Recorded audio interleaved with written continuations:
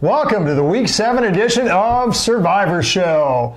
Oh, baby, Week 6 was chock full of upsets. If your name started with a C, you were in trouble. The Chiefs, the Chargers, and the Cowboys. Ooh, man, that had some impact on the pool. We'll debrief on that, and we'll give you all the tips and strategies on how you can survive Week 7 coming up next.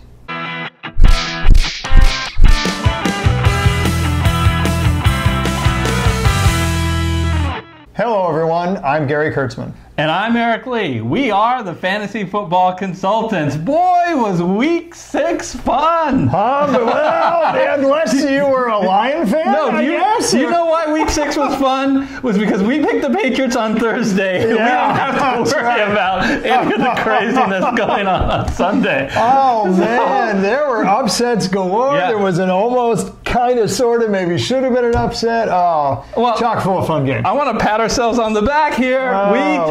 We told you, do not pick the Chiefs. We told you, do not pick the Cowboys.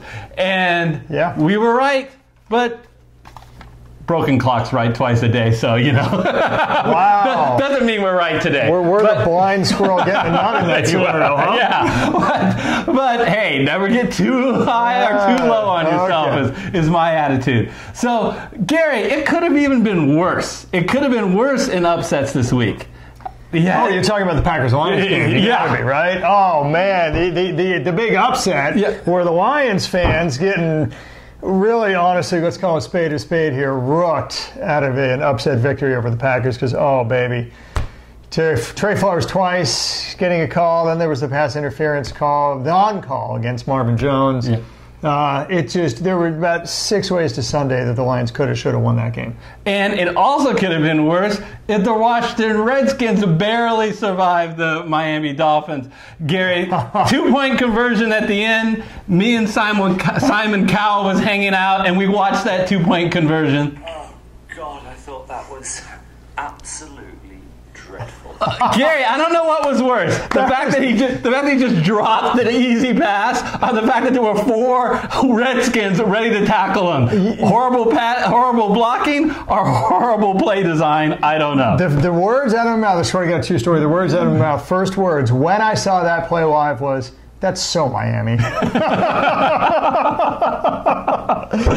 Do you want Tua that badly? Seriously? Come on. Then communicate that to your players because they were actually playing their hearts out. I felt bad for them. I felt bad for them. All right. Well, Gary, I want to remind all the folks out there, and we are so appreciative of all of your guys' support, all of the positive comments and the views and the increase in our subscribers. We want to thank you for all of that, but we also do want to remind you, it really does help us out. Smash that like button. Get into the habit on every video that you happen to watch of us. Go ahead and smash the like button. And if you're still watching and you have yet to subscribe, come on, please hit the subscriber button. It helps us get noticed and will help us on our wonderful trend of growth. Let's talk about our survivor pool, folks. Coming into Week 6, we had 166 people, Gary. Yeah. And I am sorry to say that 33 got eliminated. I see dead people. It could have been worse. It would have been another 20, Eric, another 20 if Green Bay would have lost to Detroit. That's how big a deal that game was for the survivor pool. Thank you, lucky stars, all you 20 people. Yeah.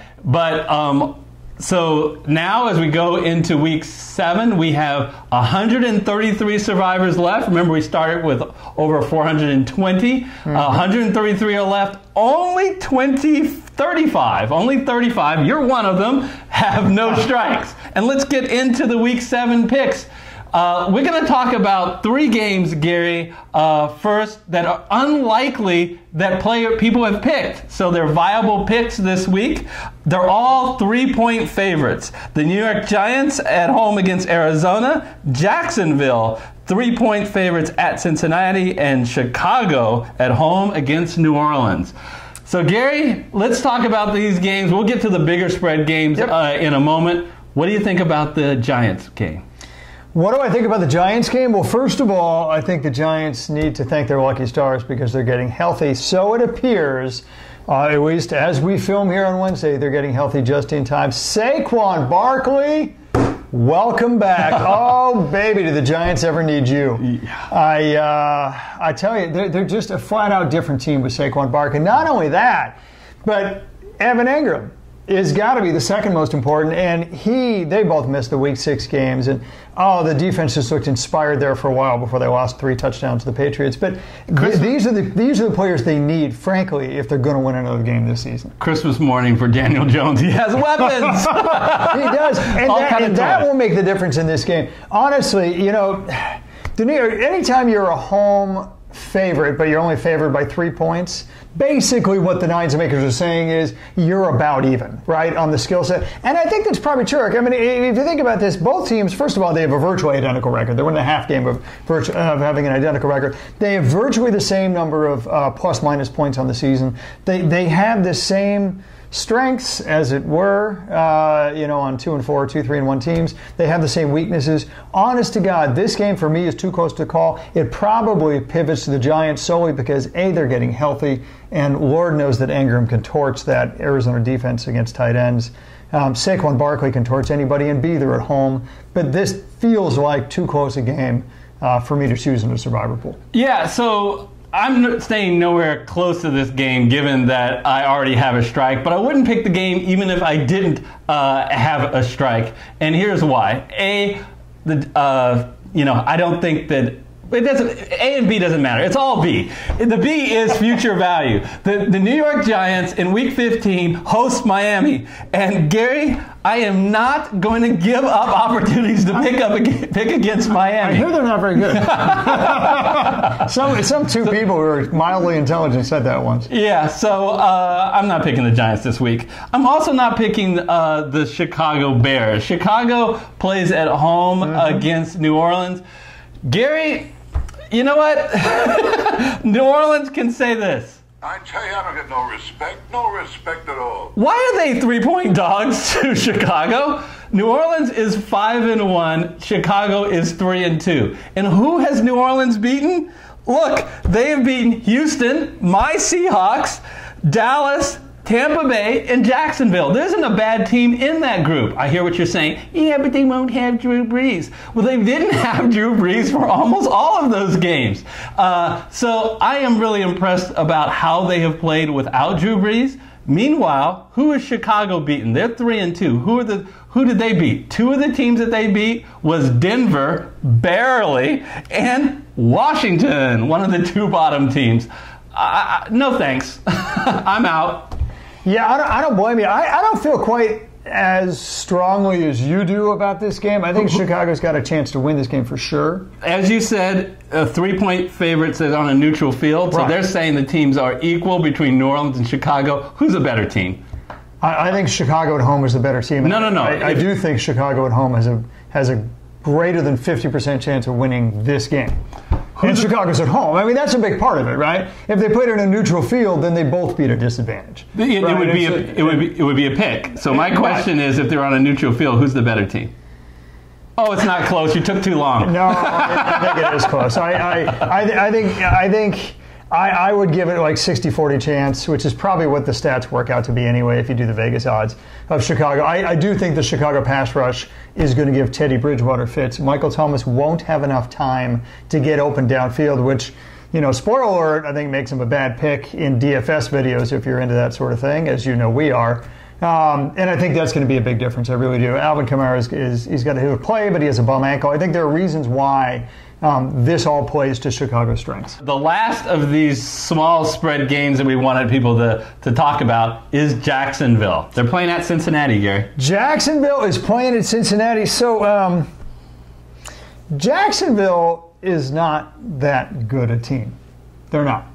They had this vaunted defense that hasn't shown up for much of the year and is now minus their best player in Jalen Ramsey. Right. Although they haven't had him for. They had this really good quarterback in Nick Foles. They were so excited to get Super Bowl MVP. Yeah. Okay. They don't. Yeah. Okay. So we're all for 2, folks. Injuries. What they do have is a strong running game. They have a good offensive line, and they have a surprise. Maybe not surprisingly, he was the 5th pick overall in the draft a few years ago, Leonard Fournette. But Cincy is really just that bad.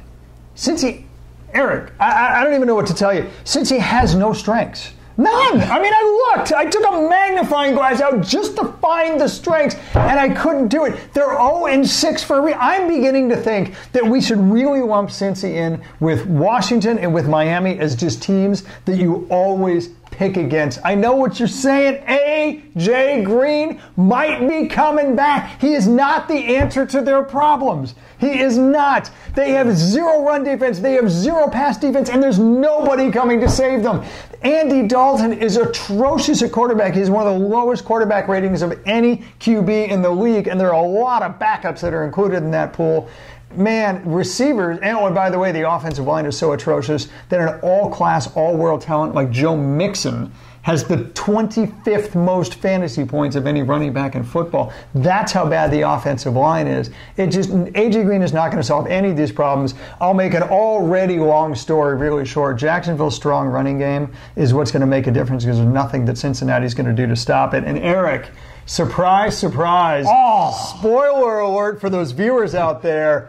I am picking Jacksonville this week. I am going way out on a limb, which I don't think is that big as the reasons that I just talked about. Look, here's the deal. I wouldn't pick this game if I didn't have a strike, or if I had a strike. Okay, and I'll be totally honest with that. I get that why they're only a 3-point favorite, but the reason why I just talked about, I really honestly believe that Jacksonville will win this game. And if you don't have a strike, then you got to start taking chances because you have one mulligan, and that mulligan disappears in week 9. So for the 35?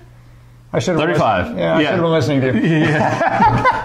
For the why start now? For the 34 viewers out there, because I'm here, I'm one of those 35 out there, take a chance. Look, even if this thing blows up in your face, first of all, you can hate mail me, don't hate mail him. He's not the one picking Jacksonville, I am. But second of all, if this thing blows up in your face, in week 8, you can still pick Pittsburgh hosting Miami. In week 9, you can still pick Buffalo hosting Washington. Those are basically mulligan games in and of themselves. So you got nothing to lose. Take a chance, go out on a limb, pick a team that you would never ordinarily pick. And for me, Eric, that's Jacksonville. This is usually when I disagree with him, and I'm disagreeing, I'm not picking him, and usually I take a bunch of shots at him. I'm not doing that this week. Well, why not? Because I think that is a good, gutsy pick if you don't have a strike. I might have done it. I likely would have done it if I don't have a strike. I didn't have a strike. I think I do have a strike, so I am not going to do that.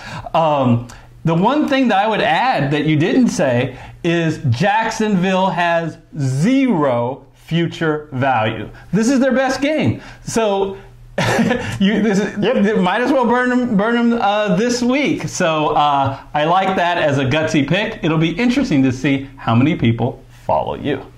I would advise a maximum of 34. All right, so let's move on to the bigger spread games. There are 4 of them that we want to highlight. Green Bay is at home, a touchdown favorite over Oakland. New England on the road, 9.5 against the New York Jets. Same spread, San Francisco, 9.5 at Washington. And then the big one, Buffalo at home, 15.5-point favorites over the hapless Miami Dolphins. Hapless Miami Dolphins. Yes, that's accurate. So let's start with Green Bay, Gary. Sure. What do you think about this game? I think everybody wants to hear, especially the people in Oakland. What do you think about Green Bay at home against Oakland? Well, if you believe in karma, Oakland should win this game. I don't think I do believe in karma. But here's the deal, Eric. Oh boy, here it comes. Now look, Oakland is 3-2, right? So they're doing a little better than treading water, right? Green Bay is 5-1 and has the 2nd best record in the NFC, right? 3rd best record, frankly, overall in football.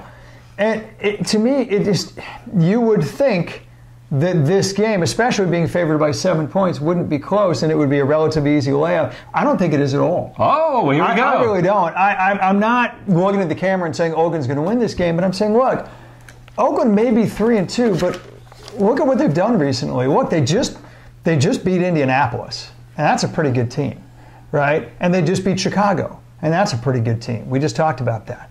right? What's Green Bay done lately?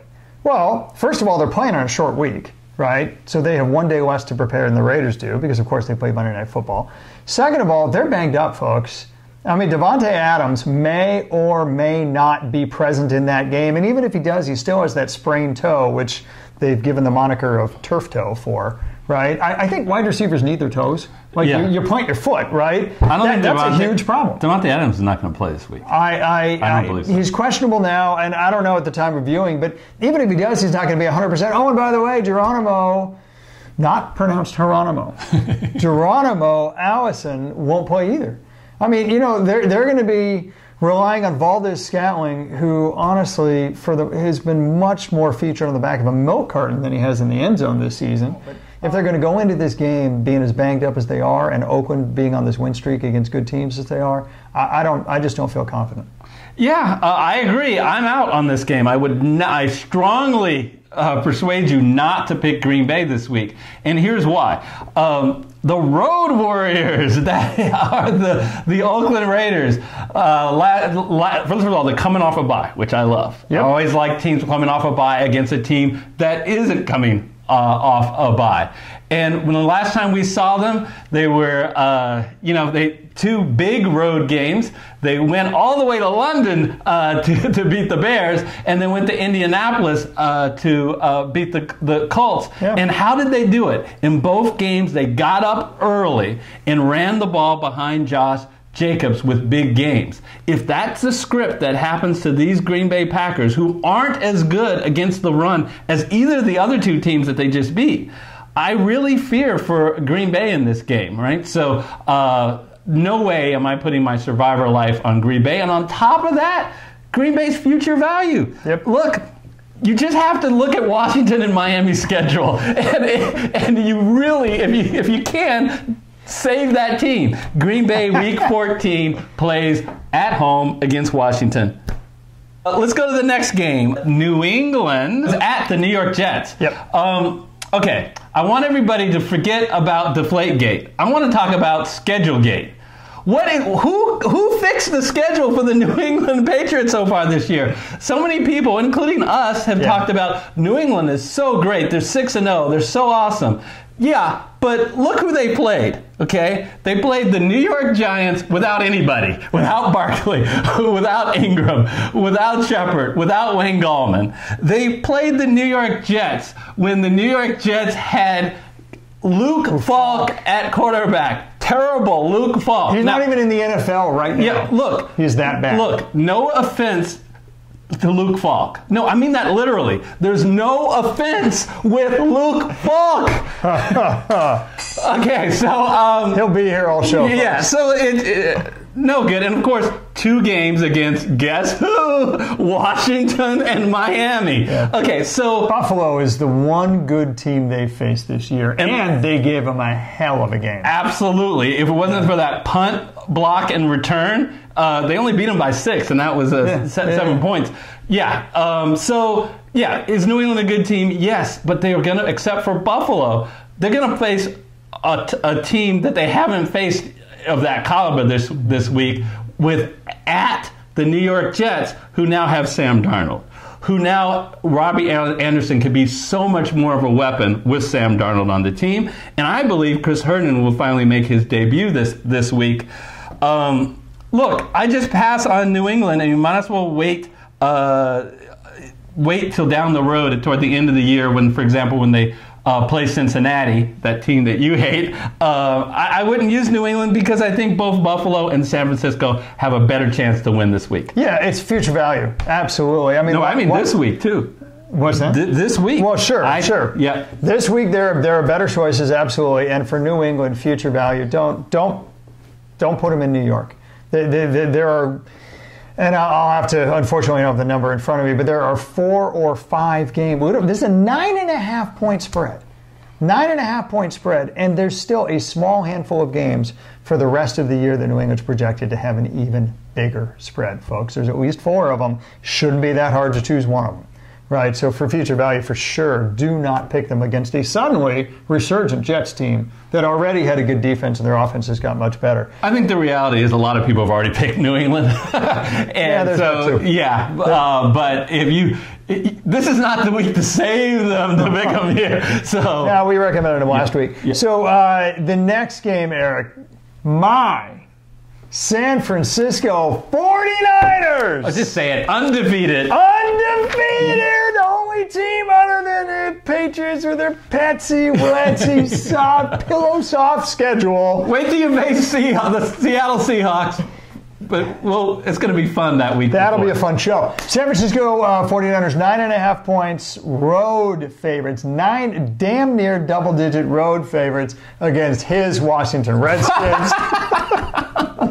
I don't know how much you really want me to go into why the Niners are going to win. The Niners are banged up. I'll give you that. They are. There's no question about it. In fact, their running game and their defense has been the formula for success for every game except for this past one. And why was it not this past one? Because, well, left tackle, Pro Bowl left tackle is out.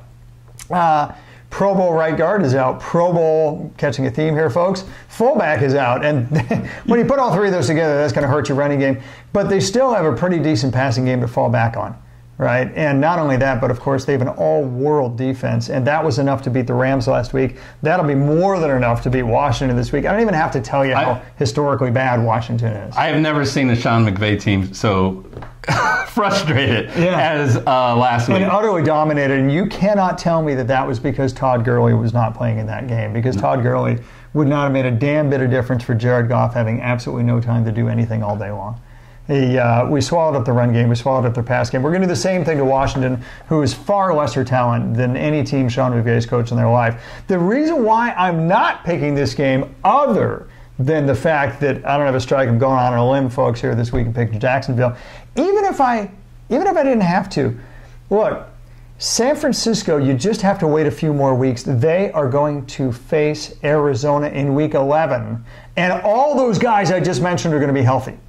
They're going to be back to full strength. The running game, which was running, Eric, it had a clip of 200 yards a game. That would be an NFL record, right? All those guys are going to be healthy. They're going to have the strong running game, assuming nobody else gets hurt, to go along with the passing game and the all-world defense against an Arizona team that is almost as bad as this Washington team, and they're going to be facing them at home. I think you wait till Week 11.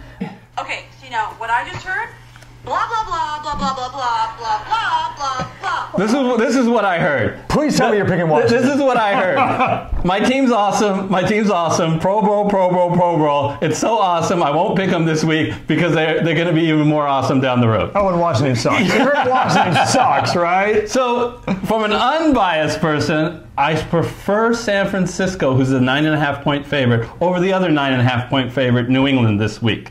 So, I am agreeing with that. I will say, and this is important, Case Keenum gives them the best chance to win in Washington because they flirted with Colt McCoy and they flirted with Haskins for one game. All right, so why is that relevant? Is the path of least resistance. Now, I'm talking to all my people out there. Those are the people who picked the Rams. All right, I'll adopt you if you have a strike. All of you people, you just need to get to Week 9. So here's your path. Either you're going to pick San Francisco this week and likely Buffalo in Week 9 to get you there. You should be able to get by Week 8. And then we join all the privileged people who don't have a strike for the rest of the survivor pool. Or you pick Buffalo this week and you can pick San Francisco at Arizona in Week 9. Or you can pick, if the Jets continue to show great improvement, pick the Jets over Miami in Week 9. Yep. So I am going to choose to go the anti-Miami route because I still believe that Miami is worse than Washington. So, well, they're 1 point worse apparently. That's what. But it's more than that. I mean, they were Washington was up 17-3. They blew a field goal late. They dominated that game. A little prevent defense allowed Miami to come back. Miami, I'm going after you guys. That's right. Not to belabor the point here, but you're taking the you've laid out the anti-Miami route. You also laid out the anti-Washington route. So it depends on which you think is worse. Because if you pick San Francisco now and you pick Buffalo in Week 9, they're both facing Washington. So you either have an anti-Miami route and you have an anti-Buffalo, anti-Washington route to choose from. So my pick is the Buffalo Bills. I'm not going to spend a whole lot of time telling you why Buffalo is going to beat Miami. Buffalo is at home. Just know that Miami is not only the worst team in the NFL, they're probably one of the worst teams in the last 2, 3, 4, 5 years in the NFL. I said decades. You just so, simply take advantage of it. I just wonder, how is Miami going to move the ball against this Buffalo defense? I mean, you saw Buffalo really stymie Tom Brady and the Patriots. What do you think they're going to do at home to the Dolphins? I'm not going to spend a whole lot of time. I've already talked to you guys why I think the path of picking Buffalo this week and either going San Francisco in Week 9 or the Jets is the way to go. I really invite, if you want to go the Washington route, go ahead and take that so some of my people can do this and some of my people can do that. Yeah. Because it's a manifest destiny. One of us are going to win this pool. No, that's right. If you're anti-Miami, pick Buffalo now. If you're anti-Washington, pick Buffalo in Week 9. Gary, I'm curious. I know your pick is Jacksonville. If you had a strike, you said you wouldn't pick Jacksonville. Who would you have picked? I'd pick Buffalo because I'd rather be anti-Miami than anti-Washington, but I will admit both are incredibly good strategies. So that'll do it for Week 7 lines. Let's turn our attention to the mailbag. Mail call. Gather around, everyone. Well, let's see what's in the mail. What's this? A letter for me. Nathan Schuler wrote us, Gary, and he said, "Call me crazy." This is the beginning of Week 6. Okay, crazy. But I am picking the Redskins. That was over Miami. Congratulations. It worked out. Nice job. Not crazy at all. I have a strike to give, so I'm going to be ballsy until I get a strike. Like it. That is exactly how you play this game. I like that pick better than my pick, frankly. Right. Nice. So I'm calling out all 34 people who have a strike. You can do what you want. You can pick Buffalo. Hey, no problem if that's what you want to do. You can pick the Niners. But I think, Gary, how you win the pool is if you haven't had a strike, take advantage of teams that have no future value, but you still have to think that they're going to win. Well, you have to think they're going to win. But again, the only advantage to still having a mulligan left is if you pick one fewer good team than other people do. So you've burned one less good team. And the only way to do that, Eric, is to take chances. Yeah. And you might as well. And hey, the best part is if your chance pays off, if Jacksonville beats Cincinnati, because you're never picking Jacksonville again, right? If Jacksonville beats Cincinnati, you can do it again. So now, if that wins, I'm going to pick two good teams less than this guy and everybody else who has this guy and everybody else who has a strike, right? And if that team wins, I get to pick 3 more. It's just, you got to keep it rolling. You got to take as many chances as you can, and once you get a strike, you adopt the same strategy that everybody else that has a strike. You play it safe.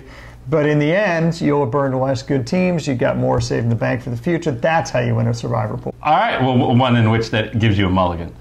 As a reminder, we also do daily fantasy shows, one for FanDuel, one for DraftKings, and we also have a DFS masterclass. So if you do daily fantasy, you want to check those out. We will put a couple of those on the screen when those are ready. And until week 8, we will see you next time. See you then.